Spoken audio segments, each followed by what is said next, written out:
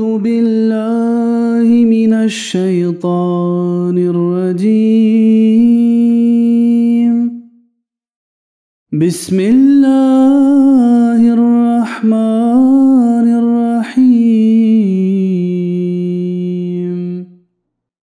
يا أيها الذين آمنوا كتب عليكم الصيام كما كتب على الذين من قبلكم لعلكم تتقون.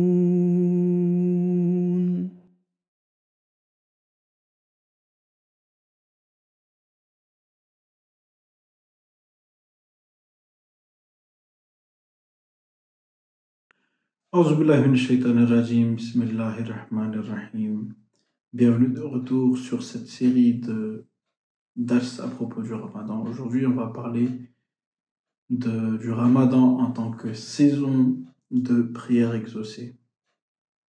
Dieu dit dans le Saint-Coran: Wa idha sa'alaka ibadi anni fa inni qarib ujibu da'wata ad-da'i idha da'an falyastajibu li wal yu'minu bi la'allahum yarshudun. La traduction de ce verset est comme suit: Et quand mes serviteurs t'interrogent sur moi, certainement je suis tout prêt. J'exauce la prière du suppliant quand il m'implore. Ils doivent donc m'écouter et croire en moi afin qu'ils soient bien guidés. Par la grâce d'Allah, nous sommes en train de traverser ce mois béni. C'est le mois d'exaucement de prière et Allah, de par sa grâce, il a annoncé qu'il exauce les supplications au cours de ce mois, car chacune des actions de l'homme durant ces jours est consacrée à la quête du plaisir de Dieu. L'homme cesse même de manger et de boire pour la cause d'Allah durant ce mois, et c'est pour cette raison que le saint prophète sallallahu alayhi wa sallam a dit: les portes du paradis sont ouvertes au cours de ce mois et les portes de l'enfer sont fermées. Satan est enchaîné au cours de ce mois. Ainsi, nous pouvons nous estimer chanceux qu'Allah nous a offert les moyens de jouir de sa proximité. Nous serons des plus malheureux si nous ne profiterons pas de pareilles circonstances. Mais il y a une condition à cela. Est-ce que les fornicateurs, les brigands, les voleurs, les pécheurs et les vicieux cessent de commettre les méfaits au cours du mois du Ramadan? Non, ils ne cessent pas de le faire. Si les démons de chacun étaient enchaînés, ils ne commettraient pas ces actes sataniques. Donc qu'est-ce que ça veut dire? Ça veut dire que les démons sont enchaînés pour ceux qui font un effort conséquent dans leur spiritualité et dans leurs actes d'adoration durant ce mois. Lorsqu'on dit que les satans sont enchaînés et que les portes du paradis sont grandes ouvertes, ce conseil s'adresse en fait aux croyants, à ceux qui souhaitent mériter la proximité d'Allah, et Allah déclare au cours du mois du Ramadan, suivant mes injonctions, vous interdisez les actes illicites. Et c'est pour cette raison que je vous donne la bonne nouvelle que Satan ne jouit pas durant le Ramadan de sa liberté de séjour ordinaire. Satan avait en effet demandé à Dieu l'occasion d'égarer les hommes en les assaillant à droite et à gauche, devant et derrière, et de les inciter à le suivre. Allah déclare: aujourd'hui, j'ai enchaîné Satan pour les jeûneurs. J'ai accordé ma protection entière à ceux qui jeûnent pour moi, qui réduisent leur nourriture et qui tentent de progresser dans leur spiritualité. Le Messie premier a déclaré que les véritables jeûneurs diminuent leurs aliments physiques pour accroître leurs aliments spirituels et font des efforts en ce sens. Ceci est l'esprit du Ramadan et du jeûne, et Allah accorde une protection entière à pareils gens contre Satan. Et donc c'est comme ça, de cette manière, qu'on peut profiter d'une saison d'exaucement de nos prières. Allah annonce aussi que sa personne est la récompense du jeûneur. Quelle belle nouvelle! nous devons tenter d'en tirer profit et essayer d'entrer par toutes les portes du ciel qu'Allah nous a offertes. Il ne faut pas que nous soyons du nombre de ceux qui, de ce propos, de qui Allah a déclaré « Je n'ai aucun intérêt à ce que vous ayez faim et soif. Si vous avez pris le suhoor le matin et rompu votre jeûne le soir, mais n'avez pas accompli les bonnes œuvres que vous étiez censés faire la nuit et le jour, votre faim et votre soif de la journée ne vous seront d'aucune utilité. » Allah n'a d'ailleurs pas comme objectif de nous garder affamés et assoiffés. Nous devons donc comprendre cet esprit et nous y conformer toute notre vie. C'est là le but du Ramadan. Le verset que j'ai cité traite de l'obligation et les règles du Ramadan et l'importance du jeûne. Ce verset évoque la méthode à suivre pour faire exaucer ses prières et donc devenir les ibadur rahman, donc les adorateurs de Dieu. Et ceux qui souhaitent en faire partie et sortir des griffes de Satan et qui veulent voir leur prière durant ce mois de jeûne exaucée, Allah déclare au tout début « Et quand mes serviteurs te demandent, ô messager, où est notre Dieu ?» Ils posent cette question comme des amoureux anxieux. Ils entreprennent tous les efforts pour atteindre Dieu et expérimentent leur angoisse à cet égard. Allah déclare « Réponds-leur, n'ayez pas peur, je suis proche de vous. » Ainsi, la première condition pour atteindre Allah est le fait d'être serviteur d'Allah. Si on respecte les exigences qui s'imposent à un serviteur de Dieu, celui-ci annonce « J'entends son appel et j'enchaîne son Satan. Chaque fois que Satan l'attaquera, je me porterai à son secours, non seulement au cours d'un mois de l'année, celui du Ramadan, mais pour toujours. Je protégerai pareil individu des attaques de Satan à condition qu'il respecte le devoir de mon culte et obéisse à mes commandements en permanence. » Il ne doit pas se contenter d'accomplir de bonnes actions uniquement pendant le mois du Ramadan. Il doit respecter ses devoirs envers Allah et envers autrui. Il doit suivre les enseignements du Saint-Coran et renforcer sa foi. Allah déclare « Ayez une foi indéfectible et croyez en tous mes attributs. Et alors vos prières seront exaucées. » C'est en menant une telle vie qu'on méritera la véritable direction. Chanceux sont ceux des nôtres qui ont fait de ce Ramadan une source pérenne de l'exaucement de leurs prières et qui tentent de devenir de véritables serviteurs d'Allah, qui obéissent à ses commandements et qui perfectionnent leur foi. Nous sommes chanceux qu'Allah nous ait permis d'accepter le Messie promis, alayhi salatu wassalam, et l'imam Mahdi de l'époque et le véritable amoureux du saint prophète sallallahu alayhi wa sallam. C'est lui qui nous a montré la voie pour se rapprocher d'Allah, pour favoriser l'acceptation de nos supplications ainsi que la méthode de prière. Donc le Messie promis, alayhi salatu wassalam, déclare « Allah a ouvert une seule porte pour le bien de ses créatures, celle de la supplication. Quand un suppliant secoué de pleurs et de lamentations passe par cette porte, son maître... j'ai dit qu'Allah a ouvert une seule porte, mais là c'était en l'occurrence dans cette... à propos du mois béni et à propos de ce contexte bien précis. Bien évidemment, Dieu dit dans le Coran que celui qui fait un pas vers moi, celui qui me recherche, me trouve. Et Dieu guide effectivement les gens qui font des efforts pour le trouver. Donc le Messie premier, alayhi salatu wassalam, a dit « Quand un suppliant secoué de pleurs et de lamentations passe par cette porte, son maître gracieux le revêt du manteau de la pureté et de la droiture. Dieu lui dévoile tant sa majesté et sa grandeur qu'il fuit loin, très loin même, des œuvres vaines et futiles. » Le Messie premier, alayhi salatu wassalam, décrit les conditions nécessaires à l'acceptation des prières et ses exigences, ainsi que celles à respecter pour se transformer en serviteur d'Allah. Il déclare « Celui qui n'agit pas ne prie pas, voire il est en train d'éprouver Dieu. D'où la raison d'user de toutes ses forces avant de prier. Voilà le sens de la prière. Guide-nous sur le droit chemin. L'homme doit tout d'abord analyser ses croyances et ses œuvres car selon la pratique divine, la réforme est tributaire à la présence des moyens.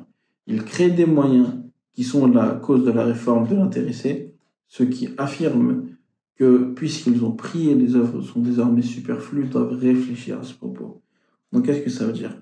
Étant donné qu'ils ont prié, ils pensent que ce n'est plus la peine d'agir, d'avoir des recours aux moyens ou des efforts, ce qui est tout à fait faux, ce qui est tout à fait découragé par le Messie premier et même par le saint prophète sallallahu alayhi wa sallam. Lui a dit qu'il faut clairement faire des efforts. C'est tout aussi important que faire la prière. Celui qui prie, mais ne veut même pas bouger son petit doigt, comme le Messie premier dit, il est en train d'éprouver Dieu. Le Messie premier déclare, ils sont des sots. La supplication est en soi un moyen secret qui engendre d'autres moyens. Il est nécessaire d'entreprendre des efforts et de demander la grâce d'Allah pour favoriser l'acceptation des prières et devenir un serviteur d'Allah. Pour mériter ce statut, il faudra se joindre au rang de ses serviteurs en l'implorant ardemment et en luttant en ce sens. Allah a également mentionné ce sujet dans le Saint-Coran en disant « Je guide vers ma voie ceux qui s'efforcent de la suivre ». Il affirme à ce propos « وَالَّذِينَ جَاهَدُوا فِينَا لَنَهْدِيَنَّهُمْ سُبُلَنَا » C'est-à-dire, nous guidons assurément ceux qui s'efforcent de nous rencontrer. Le mois du Ramadan est propice à ce djihad. Nous devrions faire de notre mieux durant ces jours et entreprendre un djihad afin que nous puissions rejoindre ces serviteurs de Dieu qui sont ses adorateurs, qui sont proches de lui et dont Allah exauce les prières et qui ont une foi et une certitude parfaite en tous les attributs de Dieu. Il nous incombe de rejoindre ceux qui suivent la vraie direction et ceux dont le Satan est enchaîné pour toujours. Mais, comme il ressort clairement de la déclaration d'Allah, il nous faut au préalable accomplir un djihad. Comme indique le mot jahadu, walladhina jahadu. Nous devons donc ajuster notre condition selon la volonté de Dieu. Et à cet égard, le Messie premier l'Islam nous a guidés à différentes occasions sous différents angles. Il déclare « Celui qui se vautre dans la plus grande indifférence et la plus grande paresse ne profitera pas des faveurs divines dont profite celui qui se voue corps et âme à Dieu, usant de toutes ses facultés mentales, toutes ses forces et toute sa sincérité. » Lorsque Dieu dit « Nous dirigerons assurément sur nos voies ceux qui font des efforts », il précise ici qu'il n'inclura pas le négligent et le paresseux parmi ceux qui s'évertuent par tous les moyens de mériter sa proximité. Huzur Edatala Ben Seleziz a dit que certains me présentent leurs interrogations et m'écrivent à ce propos. Ils disent « Nous avons beau prier, nous n'arrivons pas à atteindre notre objectif. » Huzur dit « Ceux qui font pareille déclaration se trompent. La faute ne revient pas à Dieu. Ce que l'homme pense être des prières de haut niveau serait peut-être aux yeux d'Allah déficiente, le suppliant ayant besoin de faire plus d'efforts. Ensuite, il faut examiner sa façon de prier. Le Messie premier, déclare qu'Allah guide certainement sur sa voie ceux qui usent de toute leur faculté mentale, de toute leur force, étant très sincères dans leur quête de Dieu. Nous devons donc voir si nous avons suivi le commandement qu'Allah nous a prescrit au mieux possible de nos capacités et de notre intellect, conformément à l'injonction qu'il réponde donc à mon appel.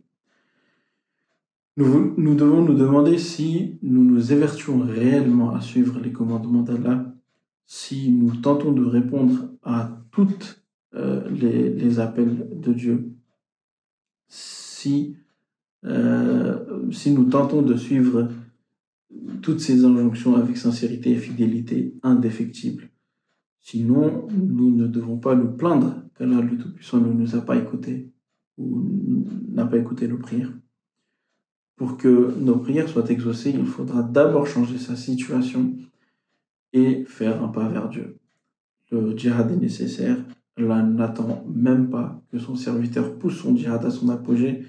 Allah est si bienveillant qu'il récompense en acceptant ses moindres efforts en tant que djihad. Vu que sa miséricorde prévaut sur tout, le djihad du serviteur devient facile. Allah lui facilite la tâche. Le saint prophète sallallahu alayhi wa sallam relate qu'Allah affirme: lorsque le serviteur fait un pas vers moi, je fais 2 pas vers lui. Lorsqu'il marche vers moi, je cours vers lui.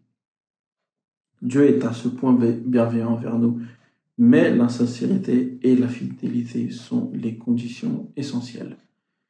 Il ne faut pas être de ceux qui affirment qu'ils accompliront la salat au cours du mois du Ramadan, qu'ils suivront les injonctions d'Allah, qu'ils respecteront leurs devoirs envers lui et envers ses créatures. Ils le font certes, mais qui, après le mois du Ramadan, oublient Dieu et ses commandements.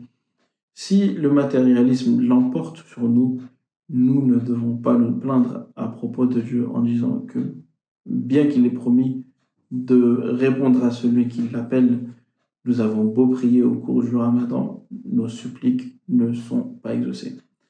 Allah sait tout, il ne faut pas oublier cela. Il sait que celui-là a fait des promesses et les a rompues. Allah traite ces gens-là comme il le veut. Parfois, il accepte également leurs prières afin qu'ils sachent qu'Allah exauce les suppliques et afin qu'ils se prosternent devant lui à tout moment. Allah ne prime pas son serviteur, il tente à tout instant de le prendre dans le giron de son amour. Il est plus heureux du retour de son serviteur et de son obéissance sincère qu'une mère qui retrouve son enfant perdu ou qu'un voyageur retrouve son chameau ou sa monture chargée de provisions après l'avoir perdu dans un désert. Le saint prophète sallallahu alayhi wa sallam nous a présenté ces exemples pour décrire la joie d'Allah. C'est nous qui négligeons nos devoirs envers Dieu. Et ensuite, nous avons l'audace de nous plaindre en disant qu'il n'a pas écouté nos prières. Il faudra accomplir son introspection à cet égard. Nous devons promettre de faire de ce Ramadan un moyen pour atteindre Dieu et de le faire de notre mieux pour suivre ses ordres. Peu importe notre situation, peu importe combien de temps nous devons mener ce djihad, nous ne cesserons pas de le mener pour gagner l'amour et la proximité d'Allah. Et nous tenterons de renforcer davantage notre foi, Inch'Allah. Si telle est notre condition, nous verrons certainement se produire les miracles de l'acceptation des prières. Il ne s'agit pas ici de simples paroles. Certains ont atteint ce stade et certains l'atteignent encore aujourd'hui. Le Messie premier de l'Islam déclare: 1300 ans se sont écoulés depuis la révélation de ce verset. Sans nul doute, tous ceux qui, conformément à sa déclaration, se sont évertués au cours de cette période ont pu profiter de la promesse divine évoquée. Notamment qu'ils seront guidés vers la voie de Dieu. Jusqu'à présent, des gens en profitent et ils en profiteront encore à l'avenir. C'est à nous de faire des efforts pour profiter de cette grâce divine. Nous ne devons jamais atténuer notre djihad. Le djihad pour gagner le plaisir d'Allah. Le djihad pour suivre les commandements d'Allah. Le djihad pour suivre les 700 commandements du Saint-Coran. Le djihad pour perfectionner notre foi. Celui pour acquérir les attributs d'Allah. Que chacun de nos pas soit orienté vers le progrès. Ce Ramadan doit être un jalon pour la voie de notre djihad. Je vais présenter d'autres dires du Messie premier l'Islam à ce sujet. C'est un thème qui mérite d'être réitéré et compris par nous tous. S'il fait partie intégrante de notre vie, nous pourrons créer une révolution dans le monde. Le Messie premier l'Islam déclare: les expériences de la vie nous enseignent que chaque action génère une réaction de la part de Dieu. Cette loi, qui s'applique aussi dans le cadre spirituel, est énoncée dans les 2 versets suivants. وَالَّذِينَ جَاهَدُوا فِينَا لَنَهْدِيَنَّهُمْ سُبُلَنَا. Et ensuite le 2e verset. فَلَمَّا زَاغُوا أَزَاغَ اللَّهُ قُلُوبَهُمْ. Donc d'une part, quant à ceux qui font des efforts pour notre cause, nous les dirigeons assurément sur nos voies. Et l'autre verset, alors quand ils dévièrent du droit chemin, Allah fit dévier leur cœur, car Allah ne guide pas le peuple rebelle. C'est ainsi que, donc, en réaction à l'effort entrepris par ceux qui se sont évertués corps et âme pour atteindre Allah, Allah dit qu'il le guidera, nous les guiderons sur notre voie. Quant à ceux qui ont emprunté la voie tortueuse et qui ne souhaitent pas marcher sur la bonne, nous pervertirons leur cœur en conséquence. On doit donc réciter la prière Ihdina sirat al-mustaqim à foison pour notre direction.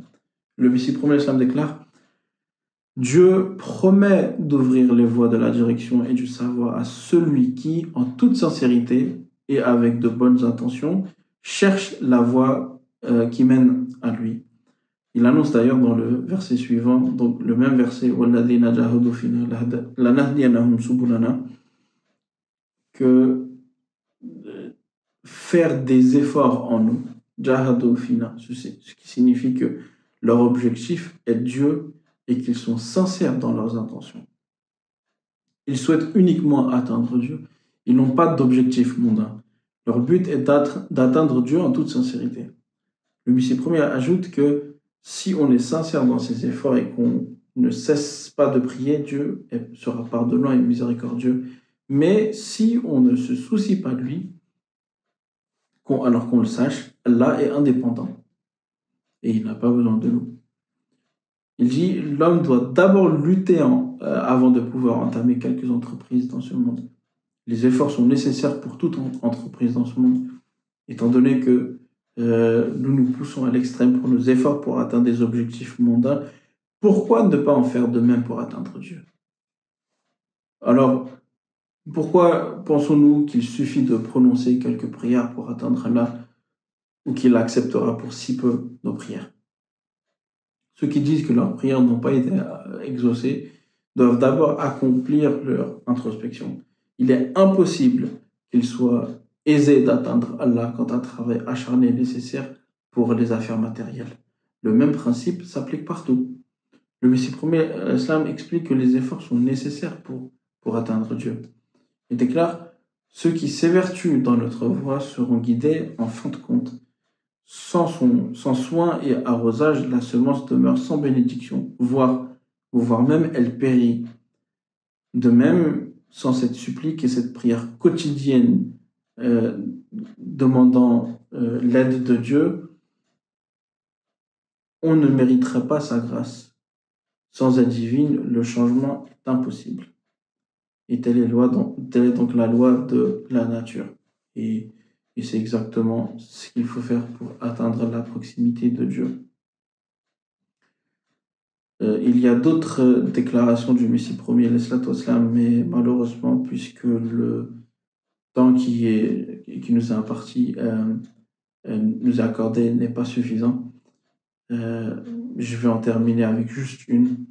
Vous dit que les gens sont prêts à subir toutes les souffrances, voire même la mort, pour ce bas monde, mais refusent l'égratignure d'une épine pour la cause de Dieu.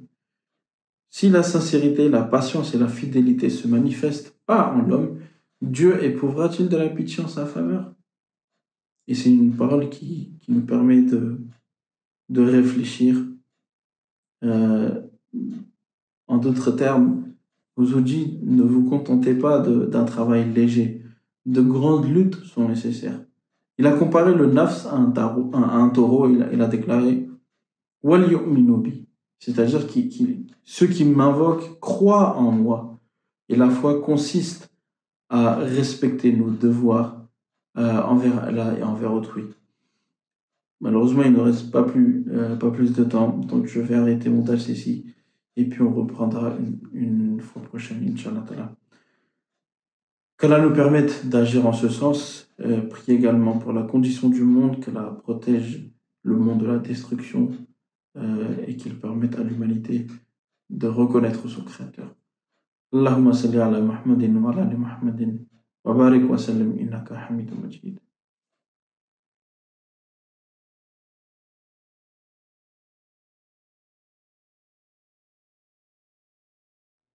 أعوذ بالله الشيطان الرجيم.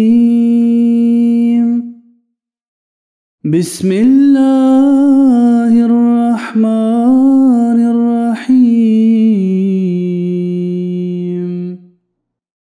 يا أيها الذين آمنوا كتب عليكم الصيام كما كتب على الذين من قبلكم لعلكم تتقون.